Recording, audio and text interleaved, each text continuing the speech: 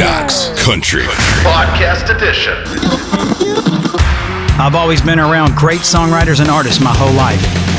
I'm Michael Knox. Welcome to my world. Hey, what's up, everybody? This is Jason Aldean, and you are listening to my boy Michael Knox on Knox Country Podcast. Welcome to the Knox Country Syndicated Radio Show podcast. I am here with Mickey Jack Cones. How you doing, man? Doing all right. Now, me and Mickey know each other from a lot of different experiences. You know, we do stuff in the studio. He's a musician. He's a manager. He's a producer and exceptional engineer. So my relationship with Mickey is we do a lot of recordings with Jason Aldean together. That's right. What, since 2008-ish? I think it started on the My Kind of Party record, right? Yeah, that's right. Yeah, that's right. So we've had some good times together in the studio, and but now over your years, you know, a lot of people don't know kind of where it started with you because you were a live musician for a long time, correct? Yeah, it's a long story. How long is this show? Well, it's we can edit it. You're gonna have to. No, I come from a musical family. Starting with my great-grandfather, he was a multi-instrumentalist on my grandmother's side, and my grandmother sang with the Glenn Gray Orchestra straight out of high school. My grandfather and my grandmother had 3 daughters. They are still known as the Cone Sisters, but they had a couple of record deals offered to them in the late 80s. Barry Beckett from Muscle Shoals moved to Nashville, I guess in the 80s, maybe late 70s, and he started producing. He found them and started producing them for RCA, and they still play to this day and age. And I, of course, get it honest from the performance side because I started taking guitar lessons when I was 8 and started playing with my mom and her sisters when I was 10. I think my mom said she rented me a light blue tuxedo. Please tell me there are pictures of this somewhere. She has a video actually of me playing with them, opening up for the Platters. So I opened up for the Cone Sisters, who opened up for the Platters. When I was like 10 years old, I played. My mom said the day of the show, she said, "Do you want to open up for us?" I mean, it was a big event too, and I was like, "Sure." She said, "What songs do you want to play?" I said, "Well, I want to play Blue Suede Shoes and Johnny Be Good." And then I played with them for a while, and then I had my first band when I was 15. Lead singer, guitar player, band leader, the whole deal. And along the way, from 15 to 24, the local radio stations, the bands that I was in, I'm from San Antonio, Texas. We were playing down on there's a downtown. It's like their version of 6th Street in San Antonio is St. Mary Street. And the local radio stations were wanting to play our songs, and we didn't have any songs. So I was writing songs and recording them in my bedroom, giving them to the radio station, and that's kind of how I got into the production side of things. And so what were you recording on back then? Well, I guess the real answer is it started when I started taking guitar lessons because I wanted to record myself, but I didn't have a way to do it. And so I took a pair of headphones and kind of propped them up on the floor, and I figured out I could use the headphones as a microphone, and I was recording into my mom's dual tape deck recorder. And so I would record one part in the headphones on one side and then bounce that down to the other side and play another part. So I was stacking myself when I was probably 9 or 10 years old, and that's kind of what started. Yeah. That was a reel-to-reel? That was actually a dual tape deck. Yeah, that's good. An actual tape deck. Yeah, my first one was a 4-track cassette. That's right. What do you remember the brand? No, Apex. Apex was one, yeah. And then my grandmother bought me. After that, she was like, "Okay, Mickey needs something." So I had a 4-track Marantz. Yeah. So that was my first recorder that my grandmother bought me. That's awesome. Yep. So 25, you said. Yep. 24, 25. I moved here. Yeah. Yeah. So is that kind of when the Nashville bug hit, or is that kind of when that kind of came in? Well, so because my mom and her sisters were offered a record deal back in 87, I graduated high school in 91. That's kind of what put Nashville on the radar for me, because I was like, y'all are going back and forth to Nashville. What's in Nashville? And Barry Beckett, his sons, Matthew and Mark, they're still around. Matthew's a prominent attorney, and Mark plays drums. He's an Opry member of the band, and weekly. So I met them back in the day, and so that just kind of like intrigued me. I was like, I want to go to college, but where do I want to go to college? I don't want to go to like a school that just teaches me something I'm not going to ever use. So I ended up finishing college at Belmont. So that's when I moved back here in 96, finished. I had about a year and a half left, and graduated with a bachelor's in business and an emphasis in music, studio production. Awesome. Yep. That's cool. So were you in bands in college, or, I mean, what was it ever country bands, or what was it? It was all the rock stuff for me. I mean, it was everything from Stevie Ray Vaughan to Def Leppard to, all the 80s rock stuff. From 15 years old until I moved here, I never had a weekend off. I mean, I felt like I was the touring musician. It was Thursday, Friday, Saturday, even in high school, because 15, 16, 17, 18, that's everybody knew me as, now Mickey can't come to the party because he's playing at the party, or Mickey can't, he's playing. So I missed birthdays and Christmases and Thanksgivings. And hang on, I got to get the violin out. What So what was your first thing on the road? The thing that said, "Hey man, I'm here, I'm recording, or I'm engineering, or I'm playing"? I mean, what was here? that? Yeah, you mean in Nashville? Yeah, in Nashville. What was that first gig that kind of turned it all on and made that ball start rolling forward? Well, after there's a lot of things along the way, but after I graduated from Belmont in December of 98, I started engineering for Malloy Boys and J. Gary Smith Productions, which is David Malloy's publishing house, is what it was on 17th Avenue. And I was their staff engineer. So that's where I kind of got my start here in Nashville. I met a lot of people at Belmont, who are still great friends to the artists and even producers and writers. And but as far as like right out of college, it was that publishing house where I started engineering, and they actually they needed us. They wanted an intern, and they asked me to come over and mix a few demos. And after I got my hands on the console and started showing them that I could not only mix, but I could sing backgrounds, I could overdub guitars and percussion and program some stuff, they said, how about, they didn't want to pay anybody. Then they offered me $7.25 an hour. So I was like, I'll take it. I'm engaged. I need a gig.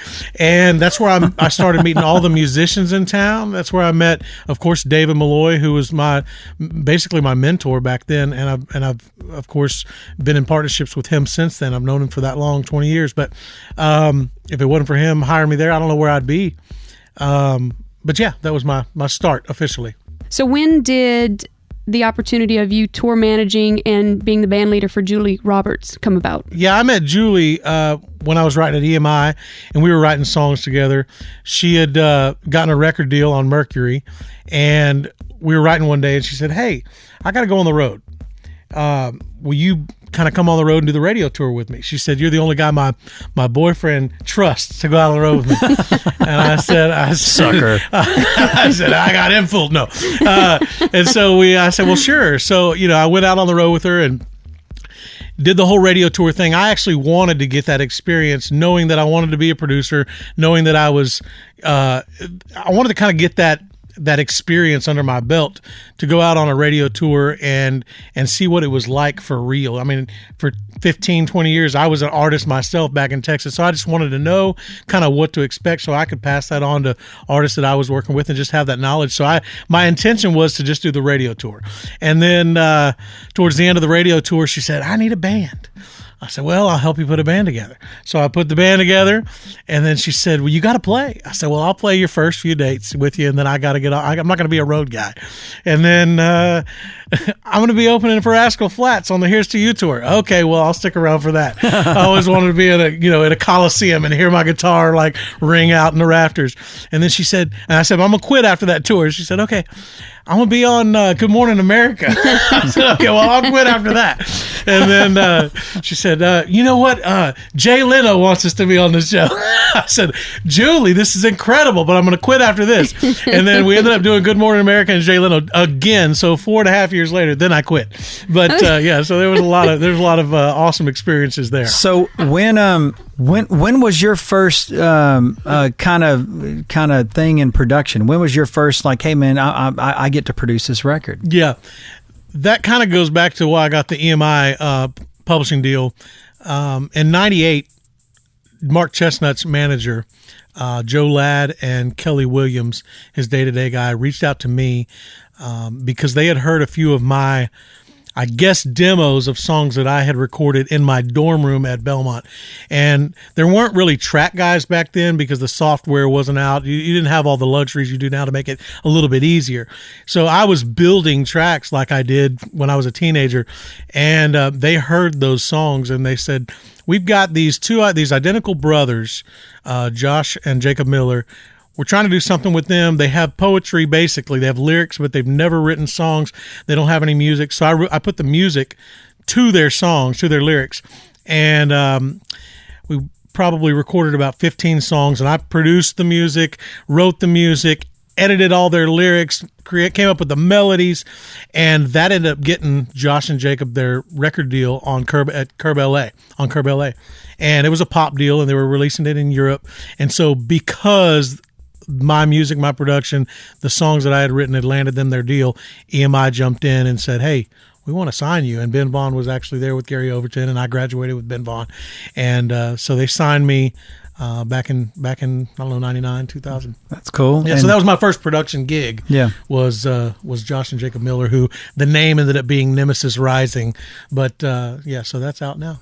Well, let's fast forward just a little bit to you meeting Tony Brown. That kind of started the good run of your productions with some Broken Bow artists. For sure. Of course, through you, I had been engineering Aldean, who is of course on Broken Bow, but they've never asked me to do a production per se. And I had, it's kind of a funny story. I was singing backgrounds on demos, and I had sung backgrounds for a song that Tammy Hyler had written called "What Makes You Pretty." The long story, right? There's like 23 of me singing background on this one song, and Tony Brown calls me up and he says he's cutting this song on Katrina Elam that I had sung the backgrounds on the demo, and he said, "Mickey, it's Tony Brown." I said, well, hey, Tony Brown. My jaw drops. It's like, you play piano for Elvis? And yeah, I'm kind of stuttering around. He said, I've been trying to get these background vocals recreated, and I've tried 3 times, and I can't get it. Would you mind singing the background vocals? And I said, absolutely. Are you kidding? So I ended up singing the background vocals on those projects, and that's kind of what started my relationship with Tony. And a couple years later, he ends up calling me up and saying, would you like to cut some songs on Joe Nichols with me? And I said, I'd be absolutely honored, but why do you need me? And I think there was just a sound that he was looking for, and just a freshness. And yeah, that was, I don't know, 2012ish. We went in and cut 4 sides, and that ended up getting Joe his record deal on Broken Bow. Yeah. Now, what singles came out of that? So we ended up cutting, like I said, we cut 4 sides, and 2 of those songs the label ended up picking up. One of them was Billy Graham's Bible, which is Joe's current single right now, ironically, and the other one was Yeah, which was Joe's second #1 off that label. Yep. So were you part of the production team of Sunny and 75? I was. So I actually... I produced the entire record. Those songs that were picked up by the label, of course, were co-produced with Tony, and then I co-produced the rest of the record with Derek George, who at the time had produced the Randy Houser project. So it was kind of our first introduction over there to Benny and Broken Bow as producers, and we tag teamed on that one, and yeah. Yeah, so how many #1s did you have off Joe? Joe had 2 #1s and then a top 20 with his 3rd single off of that record. Yeah, that's good. Yep. So was Sunny and 75 your first #1 as a producer? It was. That's awesome. So how did that feel? Oh, incredible. Are you kidding? I cried at the #1 party. I know. That's I'm awesome. a little wuss. I'm a little wuss. I was raised by my mama. I'm in touch with my sensitive side. I got up there and started thanking everybody and thanked Tony for getting me involved. And, I wouldn't be here if it wasn't for you, Tony. And I started getting all teary-eyed. That's awesome. Yeah, it was crazy. So how many people did you tell you loved that day? Pretty much everybody I ran into.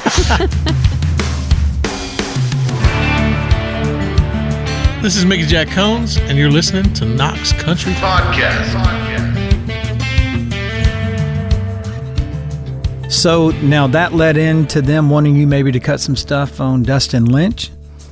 Yeah, so I guess Benny had called me up, and Dustin had a first record out. I can't remember the name of the record, but Cowboys and Angels was on it. Wild in Your Smile. They had about 4 singles released off of that record, and he hadn't had a number 1 yet. And the label was saying that his live shows were kind of just laying there because they didn't have enough energy on that record. And so they wanted me to come in and try to bump it up a little bit for him. So his live show could come to life, have a little more energy, and ended up cutting, I guess it was, almost the majority of that second record. What were the hits off that? So the first single off of that record was Where It's At. Yeah, which was a huge number 1. Yeah, it was a huge number 1, and it was actually my first number 1 solo number 1. Yes. Yeah. As a producer? As a producer, yeah. And Dustin's first number 1? And Dustin's first number 1. I mean, so that's pretty big. Yeah, it was it was huge. And that song was addictive. You couldn't get it out your head. Yep. That's right. Yep. But that was your second goal you've hit in like a year. Yeah. You gave Joe his first number 1 at that label, which was your first number 1 as a producer in That's a right. sense, and then you got another. You helped Dustin get his first number 1, and that was yours as a solo. That's right. So now you felt like the next number 1 you could just phone in. Never. No, I'm so OCD and competitive and all that. It was amazing. 4 consecutive number 1s. 4 consecutive number 1s on Dustin. Yeah. That's right. Yeah. I mean, for your first solo production project. Can you name them real fast? Where It's At, and Hell of a Night, and Mind Reader, and Seeing Red. Not in that order. I mean, it's got to feel good. You've got to feel vindicated in a sense. I mean, it's like, okay, I'm going to do this thing by myself, and I just get 4 number 1s in a row. Well, I mean, so I grew up like studying Mutt Lange and all these hands-on producers. So when I was, in bands and then recording in my own dorm room in college, my whole mindset of a producer was just to be hands-on and mix and sing and play and just kind of do it all. I learned quickly after being here that's not necessarily the way it goes.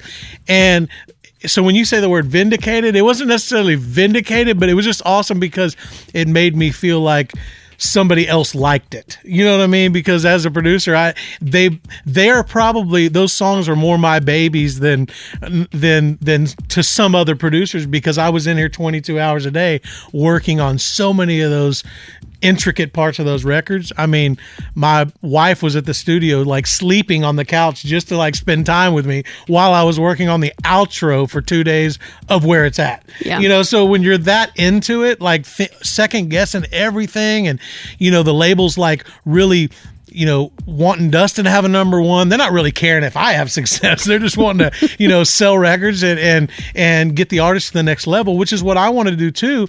So there was a lot of weight on the shoulders in my mind, because it was like, hey, this is the second record. We need you to do something really special. And at that point, I had never had a solo number 1.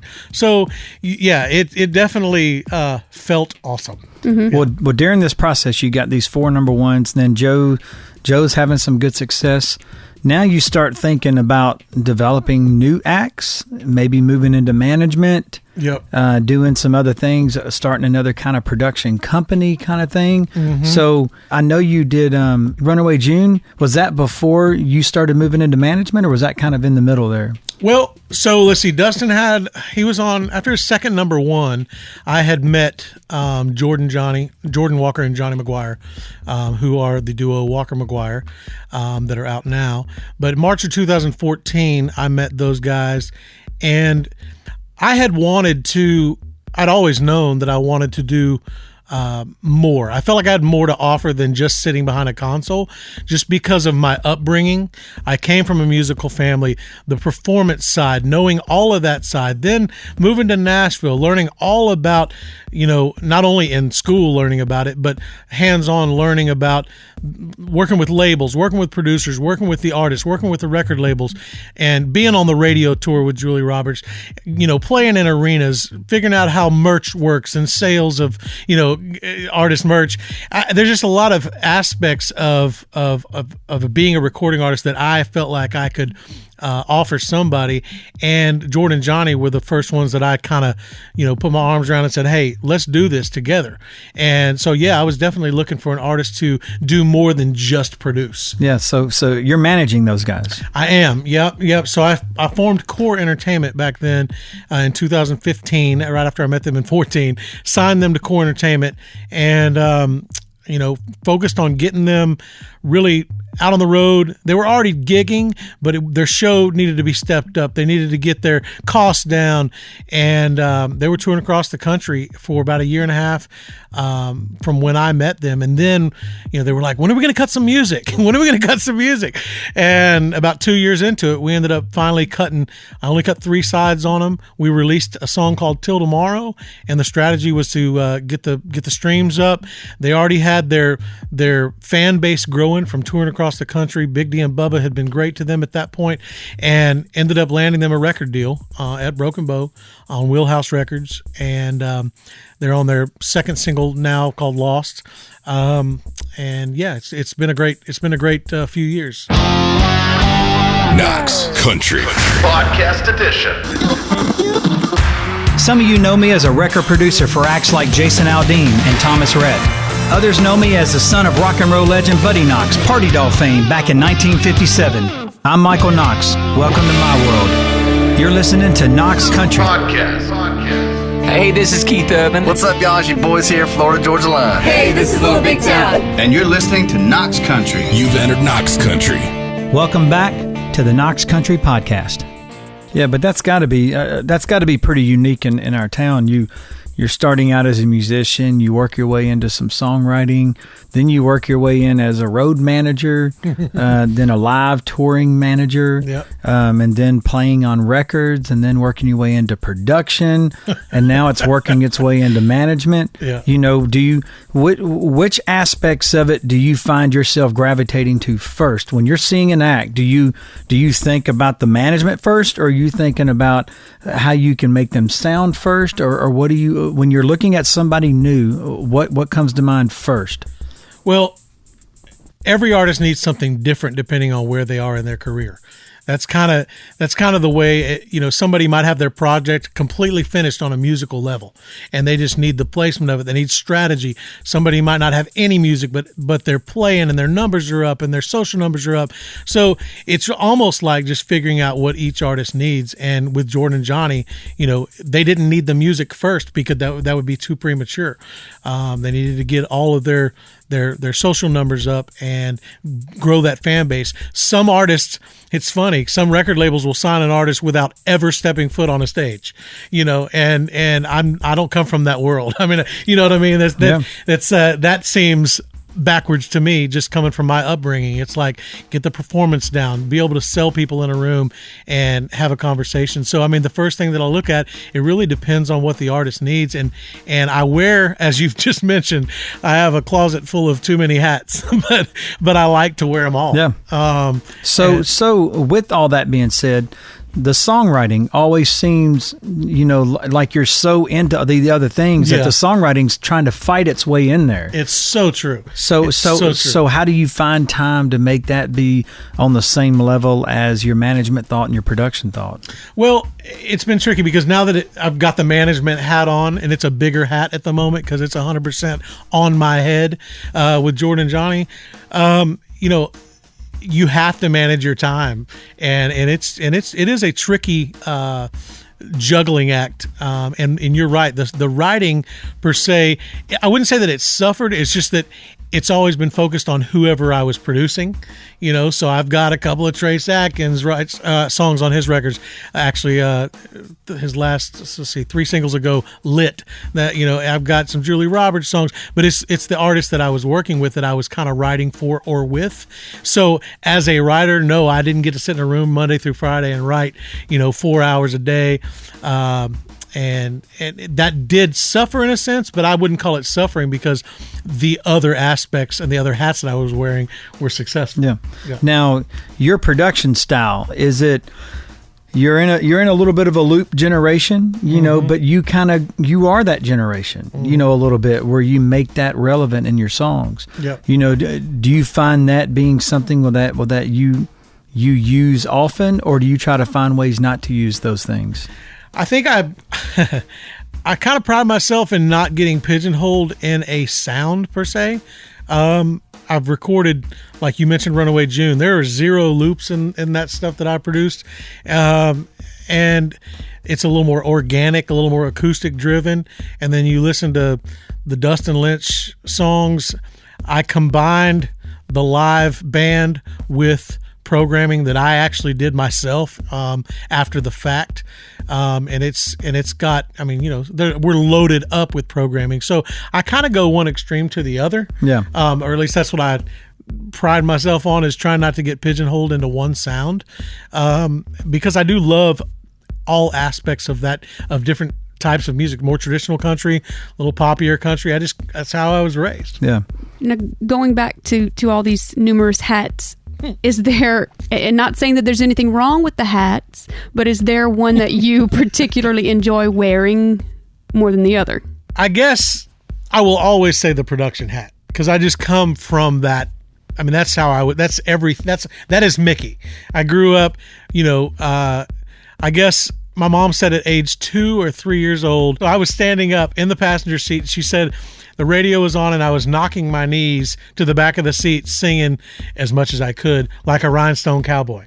And she says it to this day. She's like, I'll always remember you, in our Dodge Dart or whatever the car was, hitting the back of your legs on that seat, singing like a rhinestone cowboy. And from that point, I started taking guitar lessons when I was 8, started playing with it when I was 10, had my first band when I was 15. It's always been music to me. Mm-hmm. So yeah, the music always wins. And on the production side, I was an artist back then per se. I mean, I never had a deal, but I was doing it for a living, and I learned it's a hard job. It's extremely being hard, an artist is a tough job.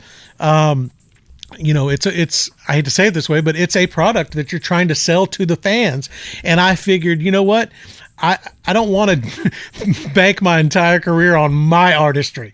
I want to bank my entire career on other people's artistry. Mm-hmm. And in my soul, I just bleed music. So yeah, the production hat is always the biggest hat. So with that being said, what is that first moment that drew you to music? I mean, is it the rhinestone cowboy story? Is it, I mean, what is that moment? Man, I mean, of course, I didn't remember doing that, but I've heard it my whole life. So at a young age, that definitely set with me, the rhinestone cowboy What's the thing. first thing you remember? Probably Stevie Ray Vaughan, that world. I mean, I saw Stevie Ray Vaughan in concert, and as a guitar player when I was that teenager, that was one of the first big moments where I was like, that's awesome. Now, and of course, he's from Austin, and it's a different Texas kind of a thing.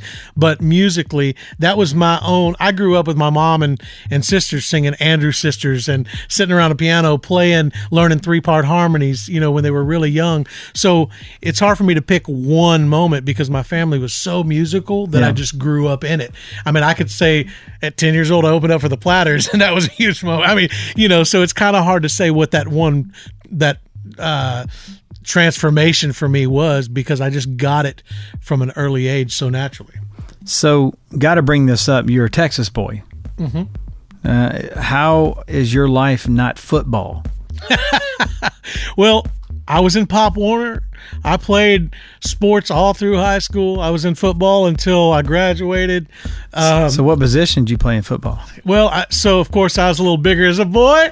I started out as a center, and then they moved me over to a guard. Then I was a tight end, and then I was a little bit of a linebacker too for a little bit. So I kind of made my way around. So you didn't produce the water. I was never the water boy, even though at times I probably should have been. The water producer. Yeah, that's right. No, but so I was all about that. In the midst of playing as well.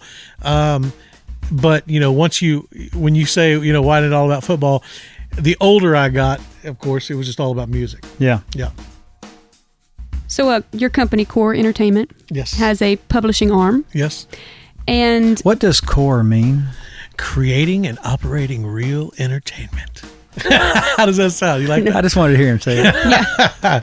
But as a publisher, you've not long ago had a number one. I did first number one as a publisher. Jordan Walker of Walker McGuire co-wrote "When It Rains It Pours," with Big song. Luke Combs and Ray Fulcher. Very big Yeah. song. So how did Huge that song. feel? Sort of. It felt like mailbox money, baby. I was sort of just being the I'm boss. selling a catalog tomorrow. No, I got kids. That's it. Because not that a publisher doesn't. You're working. You're Yeah. working. But to kind of oversee, someone you're overseeing and mentoring, sort of have that success. How did that feel? Well, it was awesome. Of course, for Jordan. He's such a great writer and so deserving. I have to be honest with you. I said it to him at the #1 party. I was like, man, I'd love to take credit for you getting this #1, but he had written it like right when I met him, so I didn't, and he wrote it with Luke. So I definitely would love to like plant a stake in the ground and be like, I got you this cut.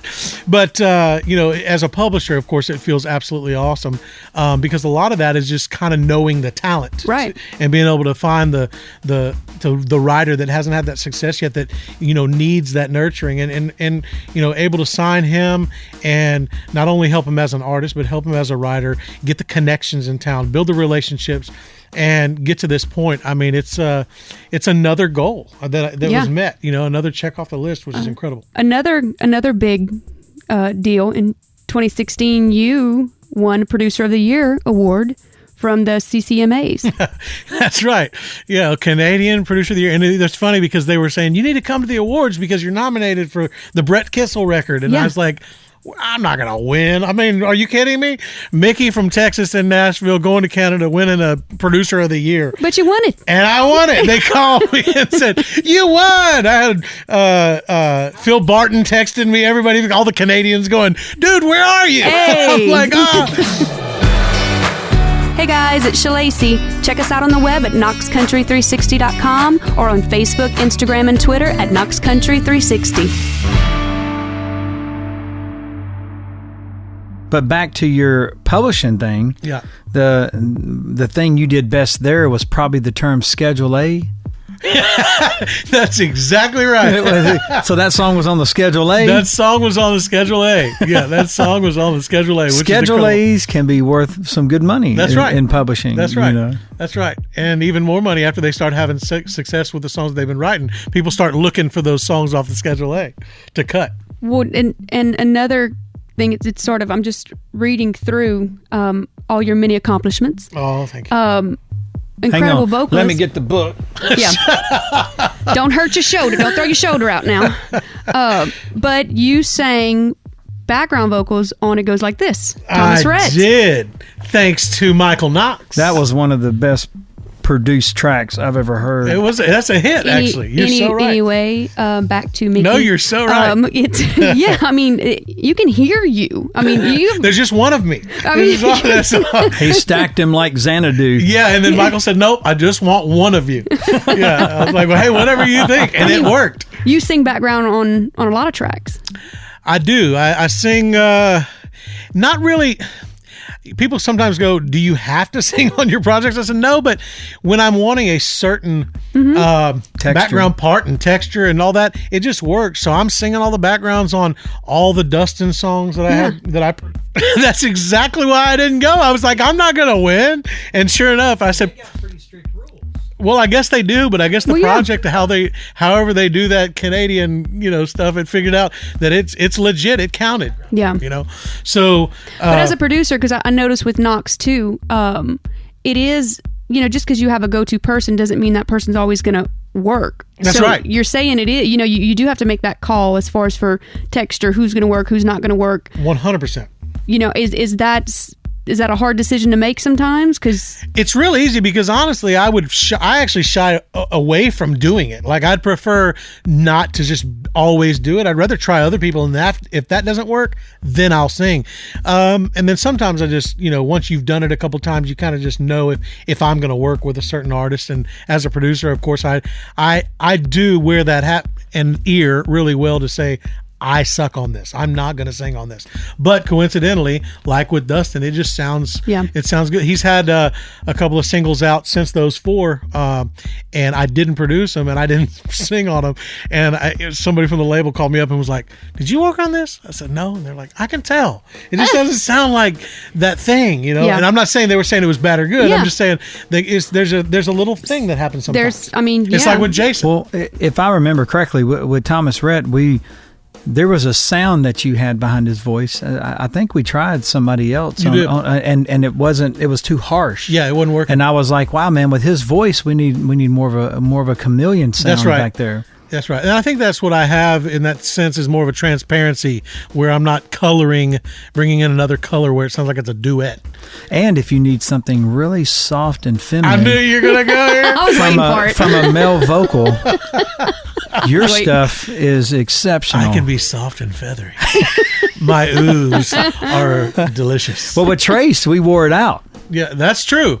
That's true. With Trace, we at least of the ones I cut on Trace, you were stacking and stacking. Yeah, This Ain't No Love Song. Yeah. I remember that. Yeah, that was awesome. Well, that's awesome, dude. Well, I love you spending time with us, man. Even though we do it anyway, you know, I like that we get to spend time like this to remind each other how far back, you know, our past goes, as well as, you know, you in the business. How did the two of you meet? You reached out to me. Yeah, I think I actually think I can't 100% remember, to be honest with you. Your name came up as an engineer that I was looking for, an editing engineer. Was it through Kenny? And No, because he called me. Michael called me up and asked me. He said, "I got to cut some songs on Chuck Wicks." I think that was one of the first projects we actually when you worked. had your house in it was time. Kenny Beard. Yeah, Kenny Beard. Well, but we didn't work on that stuff together yet. No, but Kenny mentioned your name. Yeah. And I said, "Hey man, let me go do this Chuck stuff with him because I'm gonna because we're gonna so I can get a rapport." That's right. Before we start Trace's stuff. Yeah. And then we were at your old house in the basement. That's right. Tom. I remember being at your old house one day and it started raining. Yeah. And all the water came down from the hill. Shut up. You remember? You remember? And it flooded your studio. Oh, that was in 2010. Yeah, it flooded your studio. No, that's actually why I don't have that house anymore. But we worked. Don't we say that worked too on loud, that, man. Whoever bought we worked on. I don't care now. We worked on Chuck's last hit. That's right. Together, that's where we. And I love that project. That was some great stuff. That was fun. That was. And then we started doing Montgomery Gentry. Then we did some Trace, that's right. Aldean, and some other things kind of came about that, you know, and got to do the "Don't You Want to Stay Together." That was cool awesome. out here. Yeah, thank you so much for having me beyond all of that. It changed my life. It really did. Well, it changed it's actually the biggest. Your projects that I've engineered with you are the biggest projects I've ever been a part of. Well, I get that a lot. I know. Well, I'm just saying. Do you hear this? Do you hear this? I'm trying to give a compliment and all this. No, I'm just kidding. No. You deserve to say that. Just don't give them. Dude, we were. I was looking for another extension of the team too at that time, and it's gratifying my way too, because it's I put you up there as one of the best engineers in town. Oh, thanks, Michael. You know, and so that was a great transition for me, because we were coming from a totally analog world of recording, and we were evolving into keeping up with the times. Yeah. I remember Jason saying that he was like, "You mean I don't have to stay here and sing one song all day? I can just sing and leave?" Yep. Yeah, I remember that. Yeah. And we're saying, "Yeah, man, we can do all the work for you now." Now we'll do all the heavy lifting. Yeah. No, it's been awesome. Thank you. But that's awesome, man. Well, dude, I love you coming by. Me and you go back a long ways. You're like family to me, and love I get to hang with you as much as I do. So thank you for coming by and sharing a lot of this mess with us.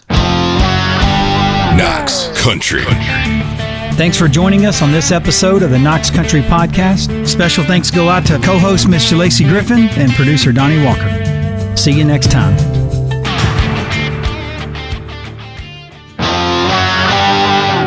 You've entered Knox Country Outtakes. Now I'm decked out too. I've got a gold chain, a gold rope chain. Oh, mercy. I've got a Corona hat. I've got one of them white Corona hats. I had a white Corona tank top and my flip-flops, so I was like, I'm going down here with the college kids. I've got the ladies chasing down this Jeep. All of a sudden, the cops come. They're wondering what's going on. We shut down the beach in Port Aransas when I was 12 or 13 years old. But needless to say, they got my chain back, my hat back, and I got an apology. What it is my big ass tongue. You're listening to that little Knox thing. Your wife must be thankful. This is me. That's where I planted my seed in the. What that sounds like really bad. Planted my seed. You got to edit that. You got 3 kids. Yeah, you got to edit that out. Knox Country Podcast edition.